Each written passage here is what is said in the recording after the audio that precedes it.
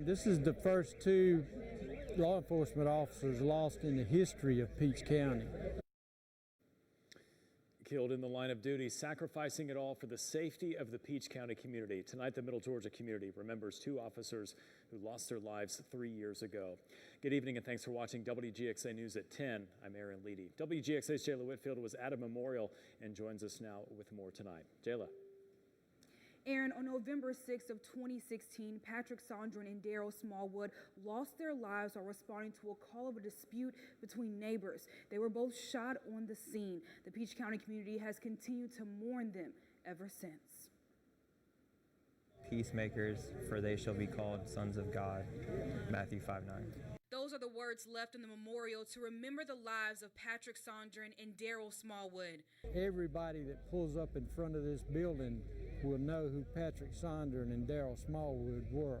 You know, I remember getting up, putting on my vest because the shooting wasn't far from my house, and I was pulling up on scene. I could still hear the suspect shooting at our deputies. Sheriff Deese arrived to the scene shortly after Sondren and Smallwood were gunned down. They went to talk to the suspect in it, and he pulled a gun out of his waistband, shot both of them right there on the spot. Sondren died at the hospital the night of the shooting, and Smallwood died just 2 days later. We've traveled as far as we can. We've taken the last step that we can with Patrick. Ralph Elrod pleaded guilty and accepted a plea deal in 2018. He will be serving 2 life sentences plus 100 years. And we have struggled as an agency, as individuals for 3 years. And so have the families of Sondren and Smallwood. Sondren's son, Jacob Sondren, was brought to the memorial today and had no idea what he would see. It's way more than what I expected. I didn't know what we were coming out here to see, what was being unveiled. They knocked it out of the park. Jacob wants his father to be remembered for what he has done and the sacrifice he made. You know, a big portion of our lives, our heart, and everything was gone. In Peach County, Jayla Whitfield.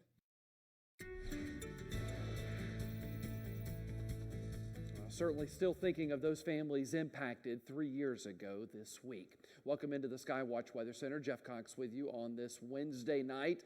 It's been a beautiful day, plenty of sunshine to enjoy, and boy, how about those temperatures in the mid and upper 70s? But with that clear sky this evening, our temperature dropped off pretty quickly, and now about 2/3 of the mid-state are well into the 50s with low to mid-60s off to the south.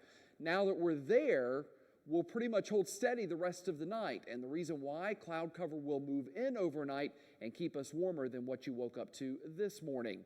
Here's what it looks like in Dublin. Things are pretty quiet right now, 54, no wind to speak of, but as I mentioned, throughout the night, our clouds will begin to thicken up in the mid and upper levels of the atmosphere, and that'll keep us in the 50s for overnight lows. So your school day forecast, there you have it, low 50s at the bus stop. Should be close to 70 by lunchtime, easily in the low to mid 70s for the ride home, but you can see that trend of increasing clouds. Rain eventually moves in, but it should be late tomorrow evening when that happens. All right, coming up later in this half hour, 2 real cold fronts on the weather map. What do I mean by real? I'll break it down for you coming up. This weekend, a big day on the campus of Mercer University. It is homecoming. We'll break down the forecast for that. Plus, after today's upper 70s, you may be asking, where's fall? I'll explain where we should be this time of year. That plus your 10-day forecast just minutes from now. Hi, Jeff. We'll see in a bit. Developing now, the Houston County Sheriff's Office confirms a threat was made against Figan Mill Middle School. Captain Ronnie Harlow says a student made the threat earlier this week. We're told the issue was handled through the school system. The Sheriff's Office didn't have any more information about the nature of that threat. Also developing tonight, a person was hit and injured crossing Gray Highway just after 6 o'clock. The Bibb County Sheriff's Office says the person was intoxicated and walked in front of a vehicle. The driver was not injured and will not be cited. A multi-agency manhunt in Monroe County leads to the capture of 2 suspects wanted after a shooting and a chase last night. Justin Donnelly and Eugene Wilson were both captured today. Both are currently in the Monroe County Jail facing several charges. Deputies say they had to chase down the suspect's vehicle after they failed to stop for a traffic violation. That vehicle continued on I-75 South and exited at a rest area. The suspects then lost control of the car and took off running. The suspects also shot at deputies multiple times. It could have ended a lot worse. Obviously fired 3 times, and it could have ended folks traveling on the interstate. Bad for them. I mean, this guy had no, he didn't care who he was shooting at. Obviously he wanted to hit us, but if the bullet went past us and hit somebody else, I really don't think he cared. After searching the vehicle, authorities say they found bags of illegal drugs and guns. And deputies say Eugene Wilson was captured near Pea Ridge Road and Highway 41. The other suspect, Justin Donnelly, was caught just before 9 a.m. after a Forsyth gas station clerk jumped into action. Donnelly walked into the BP gas station on Rumble Road where Steve Reese was working. Reese says he recognized Donnelly's tattoos right away from pictures on Facebook. I believe he was standing in front of me and I recognized him clearly. It was all over Facebook, and I couldn't believe that he would actually, because I was thinking, man, there's no place this guy can go and not be recognized, and all of a sudden I'm looking at him. I just couldn't believe that, and my next thought was, I got him, Reese says he doesn't want to be called a hero. Instead, he credits the deputies for their hard work. Continuing coverage tonight, Alexis Crawford is still missing. She is the 21-year-old Clark Atlanta University senior who vanished a week ago. Police released new surveillance photos of her inside an Atlanta store from the night she disappeared. Crawford was last seen by her roommate on October 30th. Well, the roommate said the next morning Crawford wasn't in their apartment and the front door was locked with a deadbolt. Police say Crawford's keys and phone charger were both inside the apartment, but her iPhone, ID, and debit card were missing. It's unclear if foul play is suspected in her disappearance. 19-year-old Anaya Blanchard has been missing for 2 weeks now. She's from Auburn, Alabama, but police say they found her car at an apartment complex in Montgomery. And now investigators are getting some help from a nonprofit search and rescue organization out of Texas. They surveyed the area yesterday and put a search and rescue plan together. Their resources range from horse and rider teams to people searching on foot and also ATVs. The people in the area have come from 5 different states to help find Anaya. And new tonight, Auburn police are asking for the public's help in identifying a person captured on surveillance video inside the convenience store where Anaya Blanchard was last seen and disappeared. The media is constantly under attack, but there's a new campaign to fight back. I'm Scott Thuman with that ad and the growing legal challenges.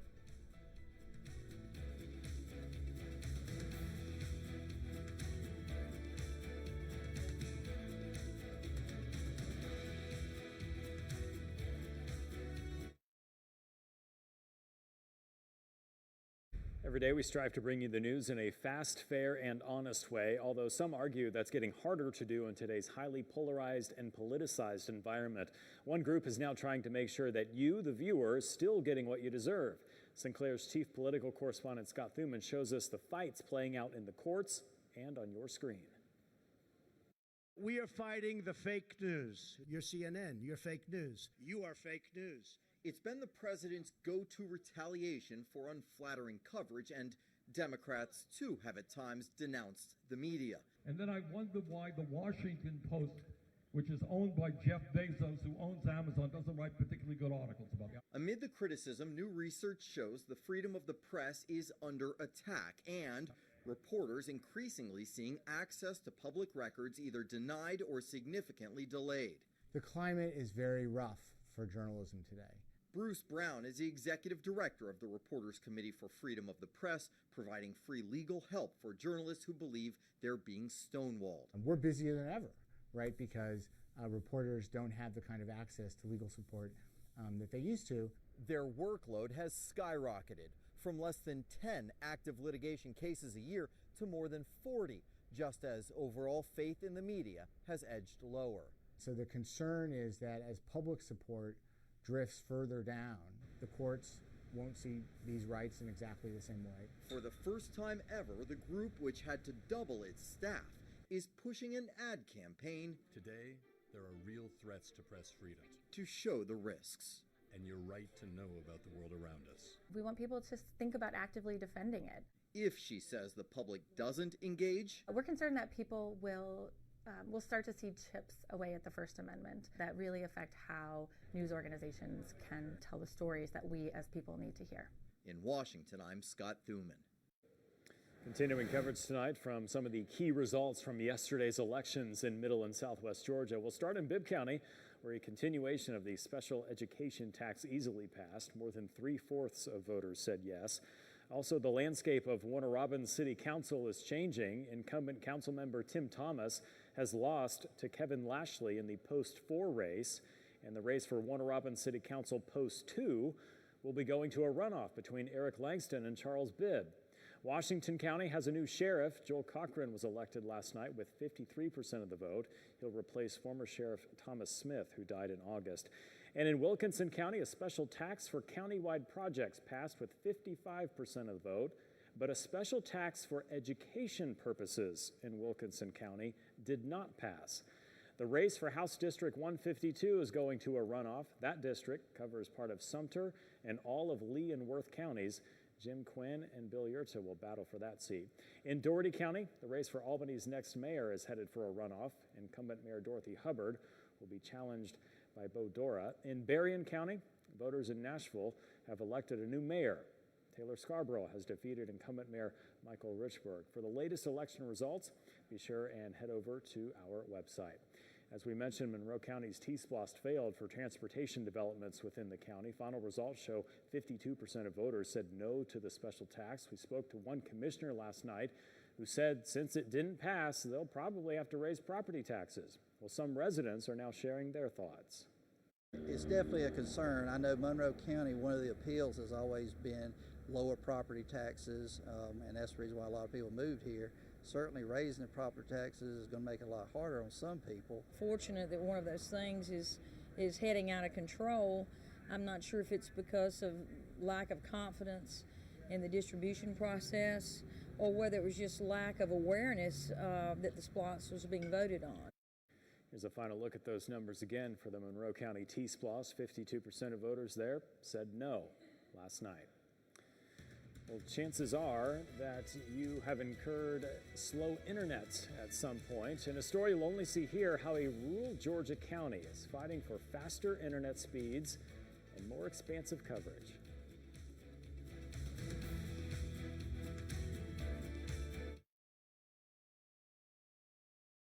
Newsroom, the Democratic Party is suing over Georgia's handling of absentee ballots a year after some ballots got rejected for minor reasons. The lawsuit asks that a judge require state elections officials to notify voters of missing signatures within 1 day of receiving a ballot. The lawsuit comes a year after thousands of absentee ballots were rejected. Right now, we're taking a live look at Capitol Hill, where a high-ranking official in the State Department came face-to-face with impeachment investigators. David Hale arrived on Capitol Hill this morning, and President Trump appointed the career ambassador as the Undersecretary of State for Political Affairs last year. Hale's testimony will supposedly address another recent testimony. Last month, Marie Yovanovitch, the former ambassador to Ukraine, who was pulled from her position in May, said the State Department was unwilling to issue a statement supporting her because it could be undermined by President Trump. Continuing coverage tonight, House Intelligence Chairman Adam Schiff announced today that public impeachment hearings will begin next week as Democrats move into the next phase of their inquiry. Open hearings marks the first time Americans will hear directly from officials at the center of allegations of a quid pro quo against President Donald Trump. We will begin our open hearings in the impeachment inquiry next week.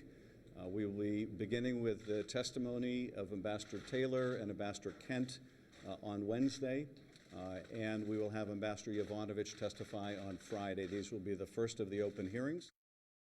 Impeachment investigators have already heard from more than a dozen witnesses behind closed doors, including the 3 appearing next week.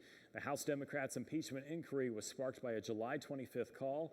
A transcript showed that President Trump asked Ukraine's president to investigate his 2020 rival, Joe Biden. Happening now, AT&T has agreed to a $60 million settlement over allegations that it misled customers by reducing data speeds. The company advertised and charged consumers for unlimited plans, but in reality, they reduced data speeds according to the Federal Trade Commission. The allegation is that AT&T throttled those speeds by nearly 90%. The settlement money will be used in part to issue partial refunds to affected customers who signed up for unlimited plans with AT&T prior to 2011. Turning now to a story you'll only see here, the Georgia rural broadband situation is worse than Federal Communications Commission maps once showed. And residents in Monroe County, for example, say they're tired of the slow connections, but a solution may be in the works. Victoria DeCardenas sat down with one commissioner on their next steps to connect the county. I know that in Monroe County we are struggling to fill in gaps in the rural coverage. Our county is so far behind in so many ways of the general population. Children can't do homework, they can't do assignments, that need to access the internet. Monroe County residents are fed up because it turns out rural broadband access in Georgia is worse than the federal government had thought. After a report from the FCC in September, it reveals they've mistaken just how many people are without internet or broadband services in rural Georgia. It's been very frustrating, in a lot of ways to just feel forgotten about. There's not enough of a voice. And that's only half the issue. Part of the problem is making sure that the providers know that there are prospective customers wanting that service. According to Monroe County Commissioner George Imami, broadband companies are missing prime areas for coverage. It really comes down to an economics problem. The more dense an area is, the easier it is, the more upside there is for internet service providers to provide service. The farther you have to go between houses, it's more costly because you have to run more line. And in the last referendum, voters in Monroe County approved to set aside $700,000 towards internet expansion. Our goal with that $700,000 was to incentivize another $7 or $1.4 million from someone else to do projects in Monroe County. The bottom line is you have to start somewhere when you're fighting a fire, and so, it in some ways it's a drop in the bucket, but if it promotes 3 or 5 or 8 more projects, and that leads to 100 or 2 or 500 more of our citizens having adequate internet access, then we feel like we've done what we need to do. And next month will hopefully help move things along. Officials from the U.S. Department of Agriculture will host a forum for representatives and broadband companies to speak with the public on what they're doing to connect rural communities. Our goal is very simple. We want to assist current internet service providers or future internet service providers that may wish to enter into our county. We want to make the process for those companies as smooth and easy as possible. That was Victoria DeCardenas reporting there. If you'd like to join the discussion in bringing broadband internet services to Monroe County, head over to our website for more information.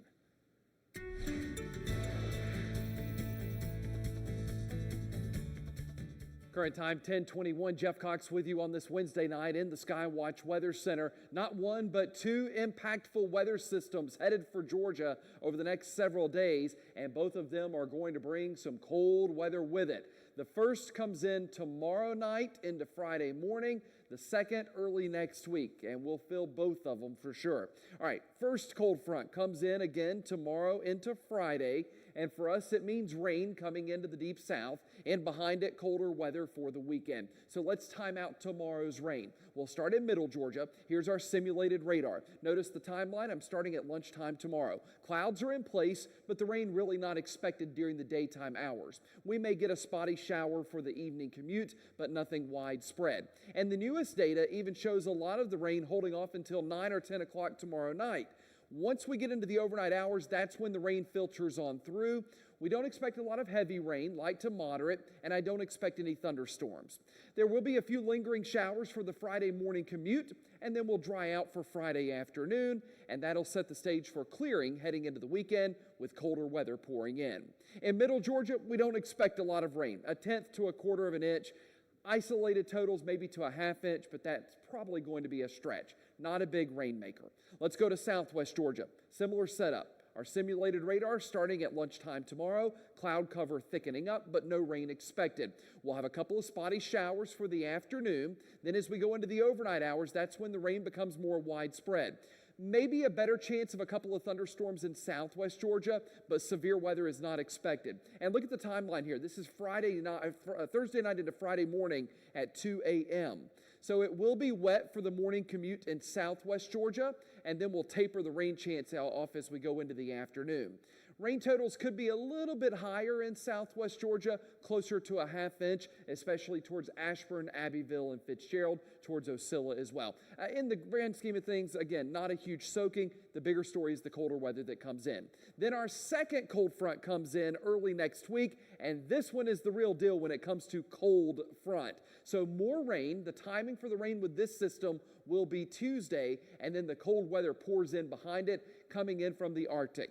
Notice next week, the entire 2/3 of the eastern United States will be below average, with a bullseye from Chicago to Dallas. All of Georgia will trend below average, and it will be multiple magnitudes below average. So if you don't need the winter jacket this weekend, you'll need it next week. Here's what the 10-day looks like. Middle Georgia up first, 71 tomorrow. Late day showers into Friday morning.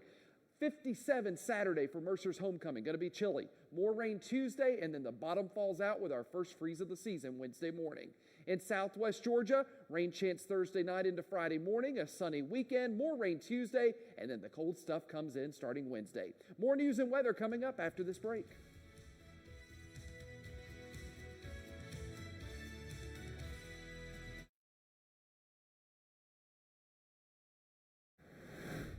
Happening now, 10:26. As temperatures drop, it becomes even more important to keep the cold air out and the warm air in. New tonight, there are some things that could save you money in the long run in more ways than one.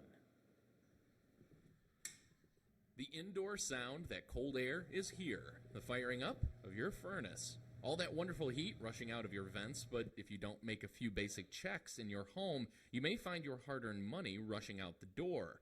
Literally. You definitely want to make sure your door seals are all in good shape. Kyle Wymore is the lead technician with Action Heating and Cooling in Clio. He says each door and window presents a weak point for air to get in or out. If I can, seal the door off completely. The first thing to go, and the first you should check, are all the seals. There's not really any that are better than others. Just the way they fit in there, you gotta kind of keep what you have. The style that's there. If anything, peel the whole thing out, redo it. But don't forget to get down on the floor. There's a seal that goes along the bottom. Make sure that's in good shape. If not, they sell those little foam pads you can slide underneath them. Blocks any airflow from coming underneath the doors as well. With windows, there is one simple way to seal them up to keep your living room nice and comfy. Plastic is the biggest thing. Yes, you heard that right. Especially if you're not going to be opening and closing them in the wintertime. Most cost effective. I mean, you can upgrade your windows. If you have single pane, you want to go to double pane. But the most cost effective is going to be your plastic sealing. That plastic wrap stuff at the store actually works. Makes it completely airtight. There's no air gaps whatsoever. It's all sealed. Another key is your duct work, where air can leak out rather than going where you want it to. This is your second most important piece. Making sure all your ductwork is sealed. You'll have all these little joints where the ductwork comes together. The more airflow you lose out of that ductwork, the more you're preventing from getting into the home. So do you run to grab the duct tape in order to tape up a duct? Duct tape I would not recommend. So why does duct tape not work on ducts? It melts it, breaks it down. That's what it'll start to do is fall off, and then you're right back to square one. You can use foil tape to seal these, or they also make a duct sealant that you can buy at any hardware, and it brushes right on. Also important while you're down in the basement is any insulation under the floor joists. But with insulation like that, you will see something called an R value, which isn't as complicated as you might think at first. The R value is your thickness. The higher the R value, the thicker the insulation is going to be, which is going to resist more weather. In the end, it all comes down to one simple rule. The more air you can stop from leaking in, the warmer your home will be.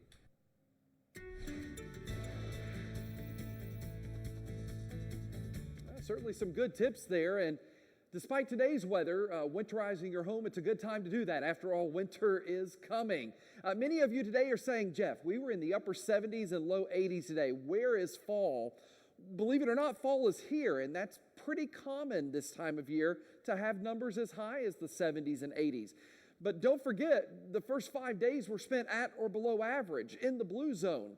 Fall is typically a little bit of a roller coaster ride with ups and downs. And so what we've done the last several weeks is exactly what we would expect for fall in middle and southwest Georgia. Let's put this into perspective. Today in the Macon area, we had a high of 77. November averages 8 days of 75 or hotter across this region. So again, today pretty common. We, in fact, typically see mid-70s through December 12th, and then they'll tend to go away until February 1st. I've done the math for you. There's 52 days of difference there. So we go almost 2 months without seeing mid-70s. If we were to see it during that time frame, it'd be a little more rare. But outside of that, the other 10 months, mid-70s are fair game, and that includes right now in November. So when you ask yourself after today's heat, Jeff, where's fall? It's here, and it's basically acting like it should be. All right, coming up after the next break, we'll talk about the cooling trend we've seen this evening and why it will slow down for the rest of tonight. That's still to come.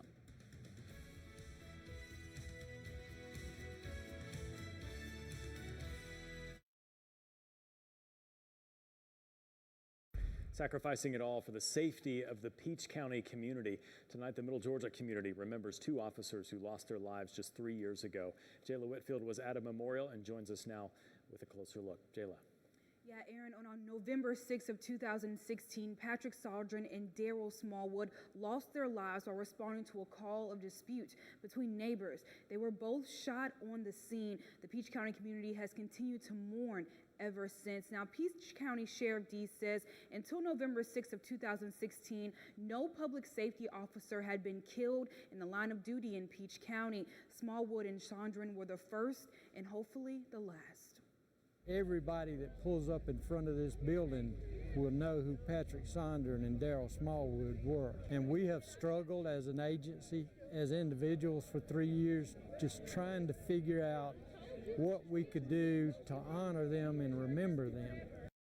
Now, Sondran died at the hospital the night of the shooting, and Smallwood died just 2 days later. Ralph Elwood pleaded guilty and accepted a plea deal in 2018 for the murders of Smallwood and Sondran. He will be serving 2 life sentences plus 100 years. Now, Sondran's son, Jacob Sondran, was brought to the memorial today and had no idea what he would see. He says it was more than what he expected, and they knocked it out of the park. For now, in the studio, Jayla Whitfield.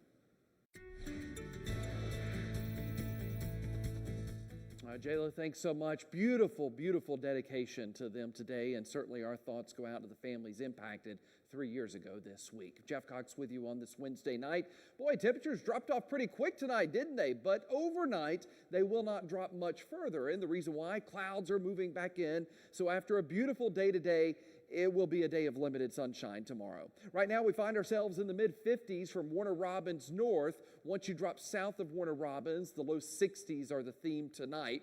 By tomorrow morning, basically waking up to where we're at now, low to mid-50s. Look for 53 in Macon and Warner Robins. So maybe a light jacket, but this is a tolerable value for this time of year. School day forecast for Middle Georgia, 53 at the bus stop, close to 70 by lunchtime. Easily in the 70s for the ride home with a mostly cloudy sky. In southwest Georgia, everyone in the 60s at this hour, and we're talking mid and upper 60s. Double sixes here in Albany, up the road in Leesburg as well, right along the 75 corridor, Ashburn to Tifton and even over to Nashville. All calling in at 66 right now. By tomorrow morning, low 60s for most of us, including a 62 to wake up in Albany.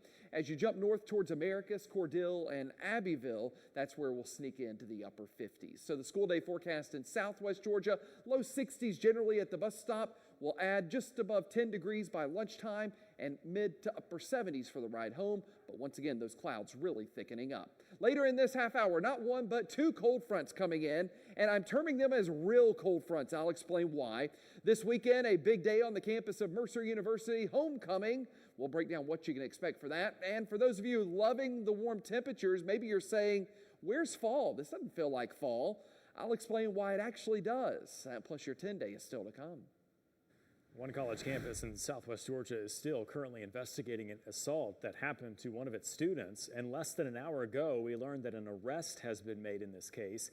Ariel Mallory spoke with the police chief at the school and found out exactly what they do when incidents like this happen. She joins us live now. So Ariel, what'd you find out?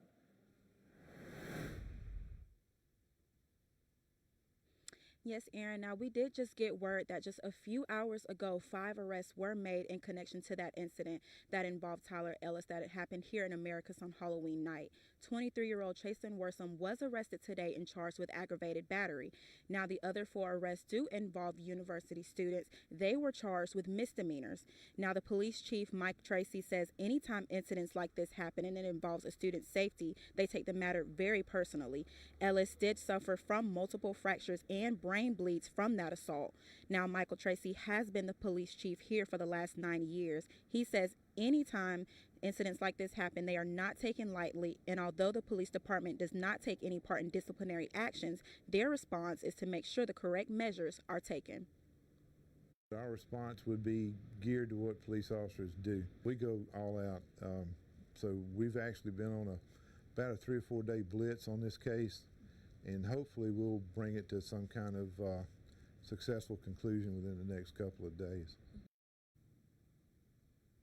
Now, the chief also says the school does have an app that students can utilize called Alert Us to notify campus police of any situation. A press release regarding the incident that happened is expected to be released sometime this week. Reporting live in Americus, I'm Ariel Mallory. Ariel, thanks. A recall to tell you about tonight as more than 2 million pounds of chicken products may be contaminated with metal. Simmons Prepared Foods Incorporated is recalling poultry products, and Georgia is one of the states to which those products were shipped. Well, whether it's a disease outbreak or a biological terrorist attack, officials with Macon Bibb County say they're now better prepared. Bibb County emergency management personnel met with officials from the Centers for Disease Control today to find out how they can work together during an emergency. They say this will help them be more efficient in keeping people safe. The CDC, they're going to, dictate what happens and where things go. So the better that we can work with them as partners, because we understand the local, we understand our community, we understand the who, what, when, where, and why. The CDC doesn't, but they have the experience and the background. So the better that we can work together, the better our response is for the safety of our community. The CDC aims to stop issues like the spread of a new disease from happening not only in Georgia, but also worldwide. As the opioid crisis continues in America, we'll show you how one mother is sharing her own personal tragedy to raise awareness.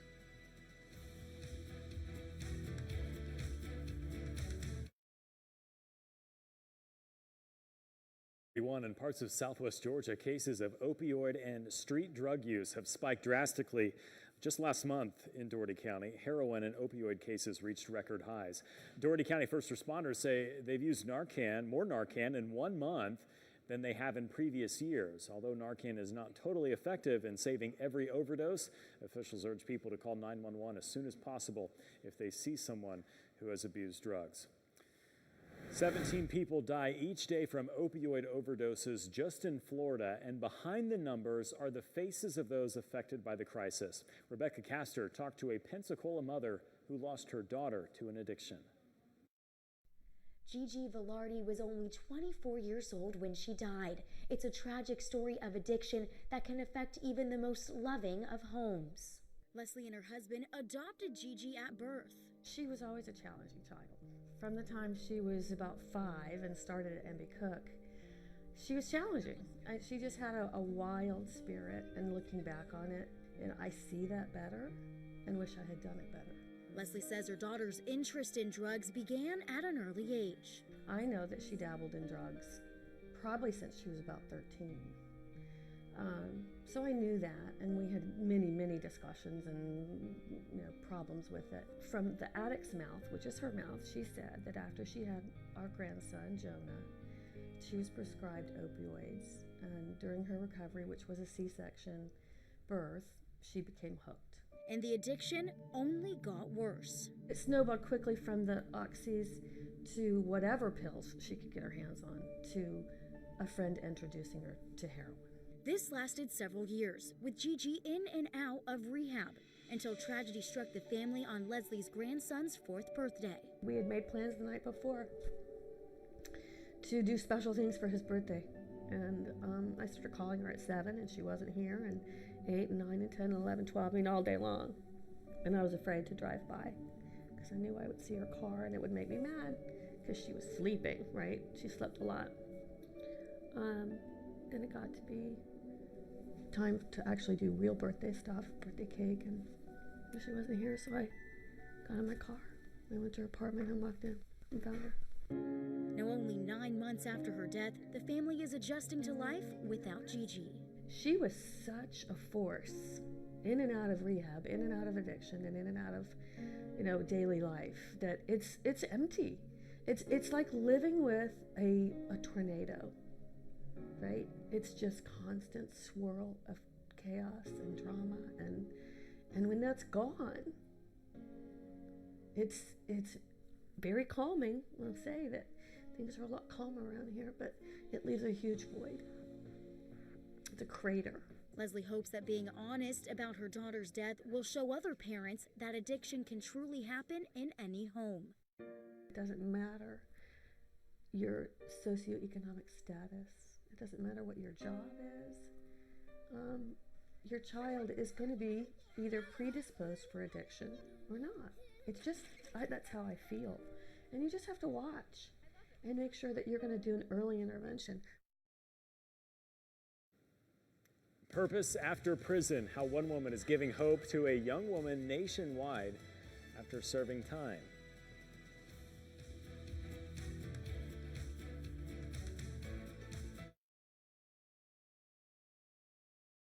At 10:47, turning to a story you'll only see here. Rarely do inmates gain notoriety, much less a place on the national stage, smack dab in the middle of a social shift. But that's exactly where Nashville's Centoya Brown Long finds herself just a few short months out of prison. And tonight, she wants you to know it's not about her. Her name heard the world over by now, a name synonymous with redemption. For me, freedom is I get to wake up and I get to think about what I'm going to do for the day. It's free. It's just amazing. And her days aren't wasted. The former Tennessee inmate, only free 3 months, has embarked on a nearly non-stop speaking schedule, giving voice to other Centoyas still locked up. Don't think just because you see me here free that oh, well, that's done. We did that. There's still many, many, many women, men, children who are caught in the justice system, who are sentenced to lengthy sentences, many with very similar circumstances to my own. And, they've lost their voice in the system. Her voice, she says, now belongs to them and God. And that I walk in purpose, and that I feel that I'm called to this moment right now, and I'm committed to it. But I want that same energy for all these girls, for all girls all over the country. At her first talk in Nashville, she says social norms that cause us to dismiss young girls in trouble have got to change. How the young girls that some people call fast, they're not fast. They're being exploited. They're being taken advantage of. At this talk in New York, one woman after another took the microphone to thank her for giving them hope. You've done more in 2 or 3 months than most people do in their lifetime. I have really hit the ground running. When I tell you I'm not taking it for granted, I'm so serious. What do you want other young girls to know who may be vulnerable? I want them to know that, number one, there's a way out if you're already in a situation. I want them to know that, it's not your fault. I think that a lot of what I was feeling in terms of my self-esteem that put me in that position was, I felt a lot of shame. I didn't know any better. People exploited that, and it's not your fault if people are exploiting your vulnerabilities.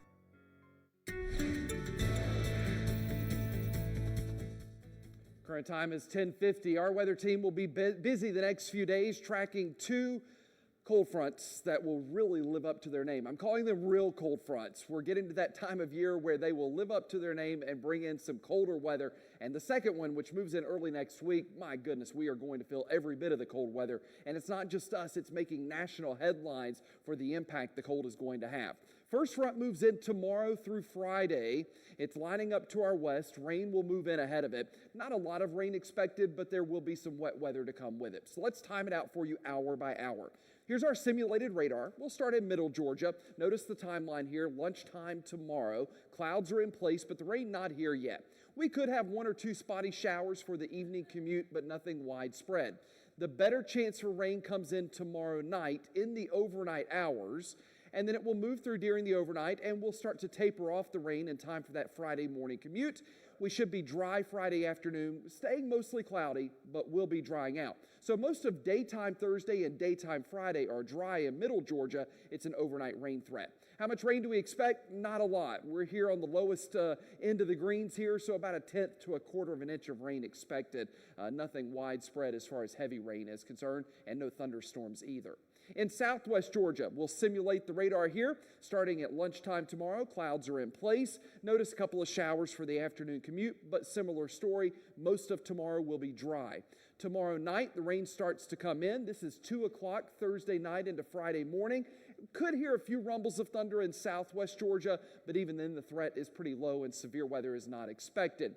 As you wake up Friday morning, still some light rain pushing through, and that will taper off throughout the afternoon hours. Similar rainfall story, 1/4 to 1/2 inch of rain expected across the southwest corner of the state. Behind this system, colder weather comes in for the weekend, and then another cold front comes in Monday, and this is the real deal, folks. More rain Tuesday, and behind this one, boy, that cold weather is going to pack a punch. And by Wednesday morning, we'll be waking up to our first freeze of the season. Here's what it looks like on the 10-day forecast. Up first is middle Georgia, 71 tomorrow. Then we lose nearly 10 degrees into Friday. Saturday, even colder. We're stuck in the 50s all day. Going to be chilly for Mercer homecoming. 68 Sunday, 72 Veterans Day, rain Tuesday, and then the bottom falls out for the middle of next week. In southwest Georgia, how about 80 tomorrow, barely in the 60s by Saturday. Then look at next week. After that rain on Tuesday, we're below freezing by Wednesday morning. Stick around. We have more news and weather coming up after this break.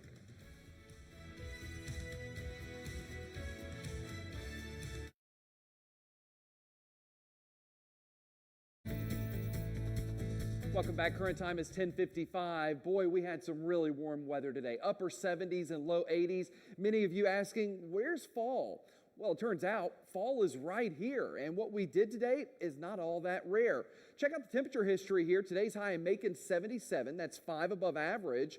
But the first 5 days of November were at or below average in the blue zone. Fall is a very topsy-turvy month. It goes up and down. So what we've done in recent days isn't all that uncommon. In fact, mid-70s or warmer. We typically do that 8 times in the month of November. Today was just the first. We typically see mid-70s through December 12th, and then they go away until early February. So there's basically 2 out of 12 months that we don't expect mid-70s, and November is not one of those months. So with today's warm weather, if you said, where's fall? It turns out fall is doing exactly what it should be in middle and southwest Georgia. Aaron? All right, Jeff, thank you. Looking ahead, planning is now underway for the annual Christmas parade in Macon. The parade this year will be Sunday, December 1st. Well, if you wanted to show off your business or organization in the parade, you missed the deadline.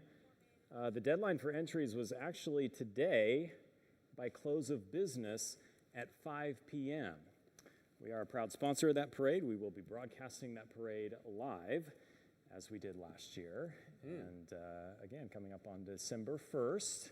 Looking forward to it. Yeah, so it'll be live on social media. Yes. We will tape it, then we'll play it back several times. And it was fun last year. I was going to say, you're lobbying for colder weather. I am, yeah. I was very happy with last year. It was very nice. Yeah, you want to be a little more get in the season spirit of things. Yeah. If it was next week, we'd certainly be in the season. By Wednesday morning, I think we'll have some upper 20s north of Macon. Yeah. All right. That's all the time we have for our newscast tonight. We appreciate you watching. Thank you very much. Yeah, Daily Mail is coming up next. Have a great night.